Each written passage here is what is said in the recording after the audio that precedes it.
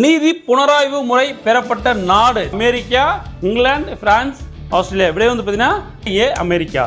நீதி புனராய்வு அதிகாரம் ஒரு சட்டத்தினை அரசியலமைப்பு சட்டத்திற்கு முரணானது என அறிவிக்கும் உச்ச நீதிமன்றத்தின் அதிகாரமாகும். அப்ப ஒரு சட்டம் இருக்குது, அந்த சட்டம் வந்து பார்த்தீங்கன்னா அரசியலமைப்பு சட்டத்திற்கு எதிராக இருக்குன்னா அதை வந்து அறிவிக்கக்கூடிய அதிகாரம் யாருக்கு இருக்கு? உச்ச நீதிமன்றத்திற்கு இருக்குது. அது வந்து நீதி புனராய்வு மூலமா கொண்டு வரலாம். அடுத்து பாருங்க, பின்வரும் தனிப்பட்ட நீதிமன்ற மறு ஆய்வு அதிகாரங்களை உச்ச நீதிமன்றம் பெற்றுள்ளது. சோ என்னென்ன அதிகாரங்கள் பார்த்தீங்கன்னா, நடுவண் அரசு மற்றும் மாநிலங்களுக்கு இடையான பிரச்சனைகள். அடுத்து அரசியலமைப்பு சட்டத்தில் ஏற்படும் சந்தேகங்கள், கருத்து வேற்றுமைகளை விலக்கி தெளிவுபடுத்துதல், அடிப்படை உரிமைகளை பாதுகாத்தல், மாநில சட்டமன்றங்கள் இயற்றும் சட்டங்கள் அரசியலமைப்பு சட்டத்திற்கு முரணானது என அறிவிக்கும் அதிகாரம் போன்றவைகளை உச்ச நீதிமன்றம் பெற்றுள்ளது. சோ இது எல்லாமே வந்து பாத்தீங்கன்னா ஜுடிஷியல் ரிவ்யூல ஸ்பெசிபிக்கா வந்து பாத்தீங்கன்னா உங்களுக்கு சுப்ரீம் கோர்ட்டுக்கு இருக்கக்கூடிய பவர்ஸ்.